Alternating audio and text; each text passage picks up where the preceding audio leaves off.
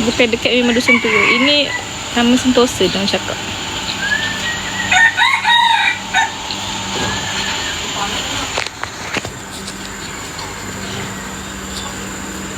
Mak Noah mana? Dalam rumah kot. Kan mana Mak Noah? Ke dalam. 4 minit saja lagi guys. Lepas tu Asla end live tau. Sebab Asla nak pergi settle ke Asla punya stall aiskrim. Siapa yang duduk dekat rumah Noah dan kenal Noah punya kampung boleh je datang dekat Taman Sentosa.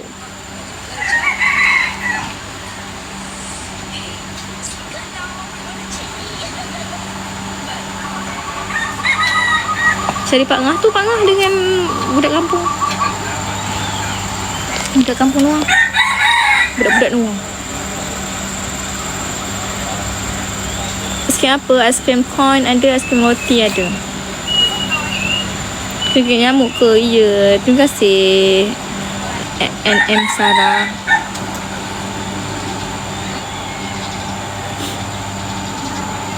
Cumi ni love.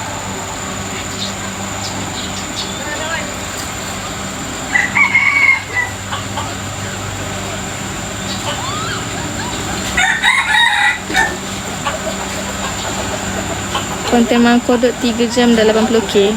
Tak tanya. Kalau ayam ni 2 minit lagi kurang.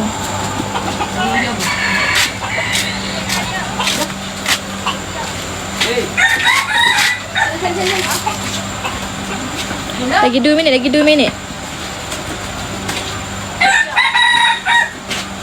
Cuk kesel tu end live sebelum end live tak apalah. Saya pun dah nak end live sekejap lagi. Kau pergi mana? dia nak bukti lah apa lah. Ha?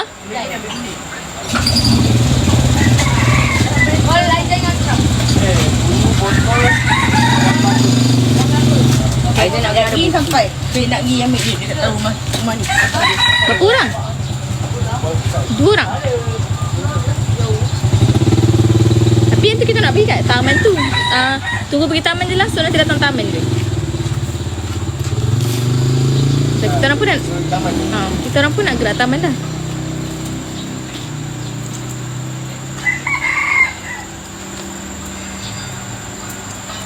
Seminit saja lagi. Seminit saja.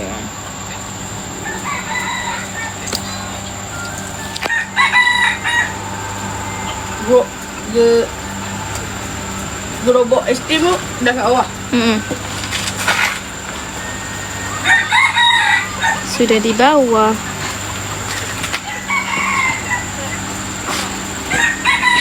Lari ni. Mana? Lagi view. Lompat ke lari? Lompat kot. Minta tolong. Tanya. Mana orang pernah lari dalam guni? Lompat dalam guni. Oh, pelik. Lari dalam guni. Mana lari? Okay, korang rasa nak end live dulu.